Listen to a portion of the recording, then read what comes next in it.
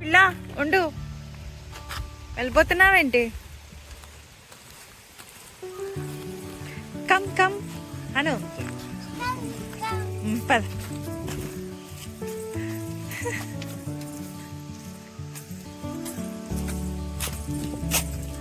Okay guys, మనం ఇప్పుడు లోపలికి వెళ్తున్నాం అనమాట. ఒకసారి ఆ అయ్యప్ప స్వామి తండ్రి ఎలా ఉన్నారో అనేది ఒకసారి బాగా చూసుకుందాం అని చూసి ఒకసారి ఎంజాయ్ చేద్దాం. So let's go guys. ఇప్పుడు మనం స్టెప్స్ పైకి వెళ్తున్నాము. యాక్చువల్గా సేమ్ స్టెప్స్ ఎలా ఉన్నాయంటే కేరళలో ఎలా ఉన్నాయో అలాగే ఉన్నాయన్నమాట స్టెప్స్.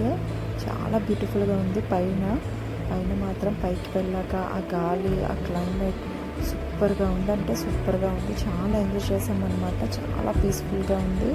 పైగా ఈ గోపురాలు, ఈ క్లైమేట్, ఆ గోడ గోపురం సూపర్గా కనిపిస్తుంది అనమాట పైన చూస్తుంటే.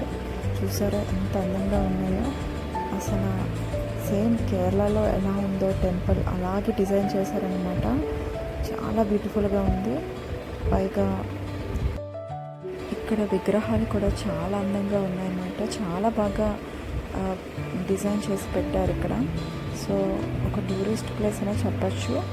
ఒక మంచి ప్లేస్లో కూడా పెట్టారు. చూడడానికి చాలా అందంగా ఉంది. మీకు అన్నాను కదా విగ్రహం చూపిస్తానని.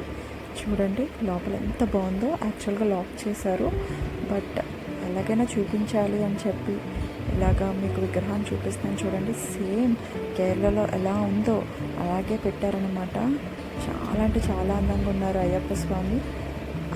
చాలా బాగా ఇందాకలే పూజలు చేసినట్టున్నారు. సో ఫ్లవర్స్ కూడా ఎంతో ఫ్రెష్గా కనిపిస్తున్నాయి కదండి.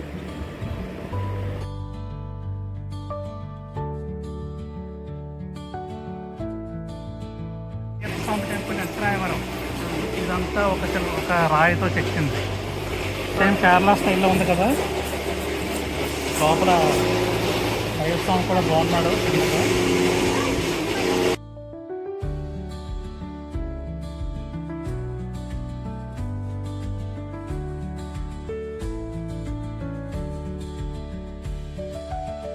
ఓకే గాయస్, ఇది మరి ఈరోజు వీడియో.